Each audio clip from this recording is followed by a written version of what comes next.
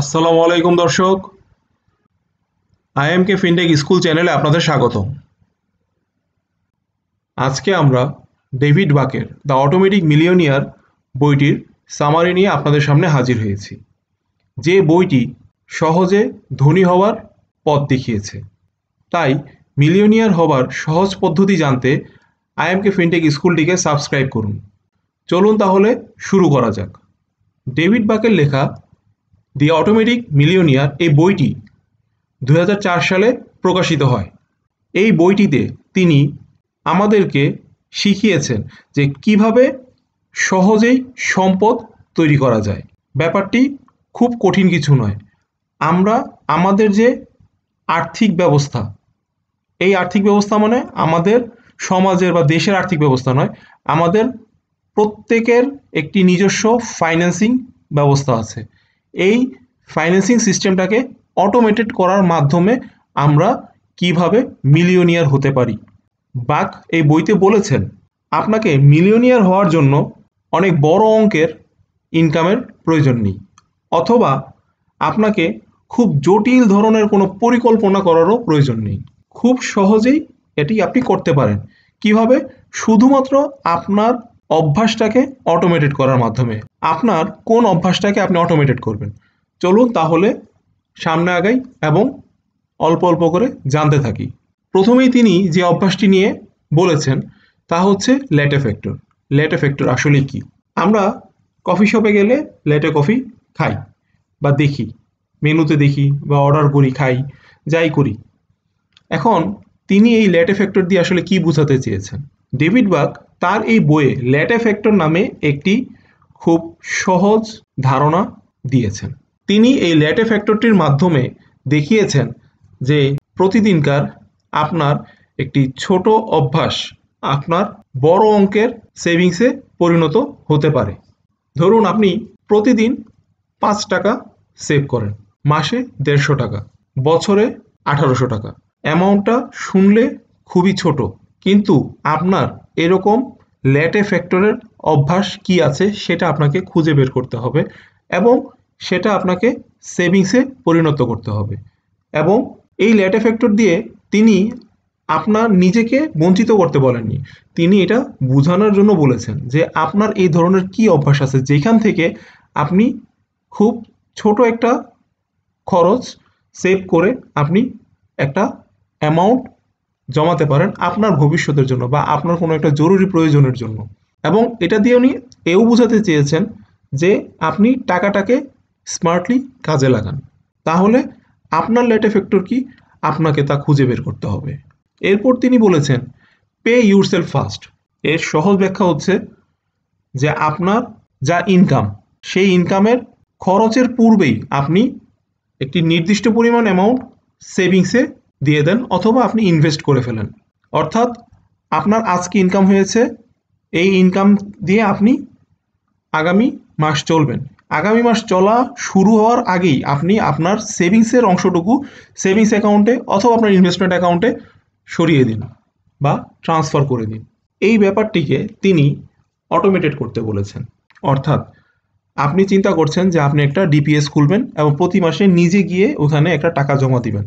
এই ব্যাপারটিকে তিনি বারবারই বলেছেন যে এটাকে অটোমেটেড করেন, মানে আপনি গিয়ে দিবেন বা কারো মাধ্যমে দিবেন, কোনো মাসে দিলেন কোনো মাসে দিলেন না, এরকম না।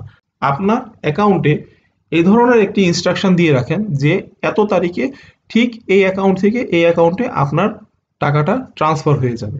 সেটা সেভিংসের জন্য অথবা ইনভেস্টিংয়ের জন্য, সেটা যেখানেই হোক, সেটা একটা ডিপিএস হোক বা আপনার একটা ইন্স্যুরেন্স হোক, যাই হোক, আপনি একটা জায়গায় আপনার টাকাটা প্রথমেই সেভ করে ফেলেন এবং সেটা অটোমেটেড ওয়েতে। আপনি প্রত্যেক মাসে ম্যানুয়ালি গিয়ে জমা দিবেন তা না। আর এভাবেই আপনি কোনো প্রকার জটিল চিন্তা ভাবনা ছাড়াই আপনি আপনার সম্পদ আপনার অজান্তেই গড়ছেন। এই বইয়ে ডেভিড বাকের সিক্রেট সস হচ্ছে অটোমেশন, মানে আপনার ইনকাম থেকে অটোমেটিক আপনার সেভিংস অ্যাকাউন্টে বা ইনভেস্টমেন্ট অ্যাকাউন্টে টাকা ট্রান্সফার করে দেওয়া। এখন এখানে কিছু বিষয় আছে, সেগুলো কি? যেমন আপনার একটা পেনশন ফান্ডে টাকা যেতে পারে, সেটাও আপনি অটোমেটেড করে ফেলেন। অথবা আপনার জানা আছে যে আমার একটা ইমার্জেন্সি ফান্ড লাগতে পারে, সেই জন্য আপনি সবসময় কিছু না কিছু টাকা জমান, সেটাকেও আপনি অটোমেটেড করে ফেলেন। অথবা আপনার ডেট পেমেন্ট অটোমেটেড করে দেন। এছাড়া আপনি আপনার ইনভেস্টমেন্টেও অটোমেটেড করে দেন। এটি কেন কাজ করবে? কারণ এটি আপনার টাকা খরচের প্রতি যে উৎসাহ দেয়া, সেটাকে দূরে রাখবে। টাকার সবচেয়ে বড় গুণ হচ্ছে যখনই টাকা হাতে আসবে তখন আপনাকে খরচ করতে উৎসাহিত করবে। তো খরচ শুরু করার আগেই একটা অংশ আপনি আপনার টার্গেটেড জায়গায় অটোমেটেড ওয়েতে শিফট করে দেন, তাহলে টাকা আপনাকে অতিরিক্ত খরচের জন্য প্রলোভন দেখাবে না। আর এজন্য এটা কাজ করবে, কারণ আপনি যখন এটাকে অটোমেটেড করে দিবেন তখন আপনি আপনার ফিনান্সিয়াল ফিউচার অটো পাইলটে উঠাই দিলেন। মানে আপনাকে আর এটা নিয়ে চিন্তা করতে হবে না, তখন আপনার অজান্তেই সেই সম্পদ তৈরি হতে থাকবে। The power of compounding. Compounding আপনার একটি বড় বন্ধু, কিন্তু কিভাবে? আপনি যত দ্রুত শুরু করবেন, কারণ কম্পাউন্ডিং এর মজাটা হচ্ছে কত বেশি দিচ্ছেন তার উপরে নয়, কত সময় যাবৎ আপনি তা হোল্ড করছেন। উদাহরণস্বরূপ মাসে আপনি 10,000 টাকা 8% রিটার্নে জমাচ্ছেন, 40 বছর পর দেখা গেল এই অ্যামাউন্ট 1.5 কোটি টাকা পরিণত হয়েছে। এখন এই সেভিংসটা যদি আপনি ট্যাক্স বেনিফিটেড অ্যাকাউন্টে নিতে পারেন তাহলে দেখা যাবে এর পরিমাণ আরও বেশি বৃদ্ধি পেতে পারে।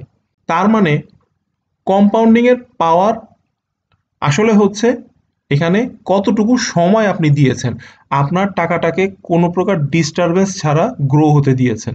আপনি আপনার টাকাটাকে যদি ডিস্টারবেন্স না দেন তাহলে সে সাইলেন্টলি গ্রো হবে, এবং যত বেশি সময় দিবেন সে তত বড় আকারে তৈরি হবে।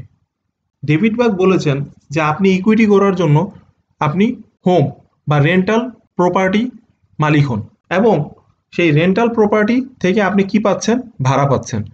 এবং এই রেন্টাল প্রপার্টির যদি আপনার লোন নেওয়া থাকে তাহলে সেই লোন যত দ্রুত সম্ভব পে করেন, এবং দ্রুত আপনি আপনার সম্পদের ওনারশিপ বুঝে নেন।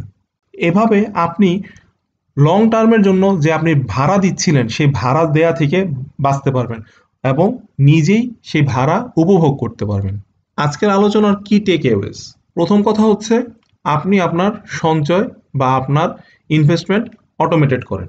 দ্বিতীয় কথা হচ্ছে আপনি আপনার লেট ফ্যাক্টর অর্থাৎ আননেসেসারি এক্সপেন্সেসগুলো কি কি সেগুলো খুঁজে বের করেন, এবং সেই অপ্রয়োজনীয় খরচগুলো আপনি বাদ দেন, তবে নিজেকে বঞ্চিত করে নয়। তিনি কিন্তু নিজেকে বঞ্চিত করতে বলেননি, আপনার অপ্রয়োজনীয় খরচ কাট করতে বলেছেন। এরপর হচ্ছে পে ইউরসেলফ ফার্স্ট, মানে আপনি আপনার ইনকামের খরচ শুরুর পূর্বেই নিজের জন্য সেভ করুন। যত দ্রুত সম্ভব শুরু করুন কম্পাউন্ডিংয়ের আনন্দ উপভোগ করার জন্য। নিজের একটি বাড়ির মালিক হওয়ার মাধ্যমে নিজের ইকুইটি গড়ার চেষ্টা করুন। তাহলে কেন এই বইটি পড়বেন? কারণ এই বইটি প্র্যাকটিক্যাল এবং কার্যকর কিছু অ্যাডভাইস রয়েছে। এছাড়া আপনাকে সম্পদ গড়ার জন্য আপনার অনেক হাই ইনকামের প্রয়োজন নেই, অথবা আপনার বিশেষ ধরনের ফিনান্সিয়াল এক্সপার্টিজেরও প্রয়োজন নেই। এই বইটি আপনাকে ফিনান্সিয়াল ডিসিপ্লিনের জন্য ইন্সপায়ার্ড করবে। এই বইটি বিগিনারদের জন্য পারফেক্ট। আজকের আলোচনা এখানেই শেষ করছি। আরও নতুন কোনো বইয়ের সামারি জানতে আমাদের YouTube channel, x, LinkedIn, Facebook, Instagram এবং হোয়াটসঅ্যাপ চ্যানেল সাবস্ক্রাইব করুন। এছাড়া আপনার মূল্যবান মতামত আমাদের ভিডিওতে লাইক, শেয়ার এবং কমেন্টের মাধ্যমে জানান। ধন্যবাদ দর্শক। আল্লাহ হাফেজ।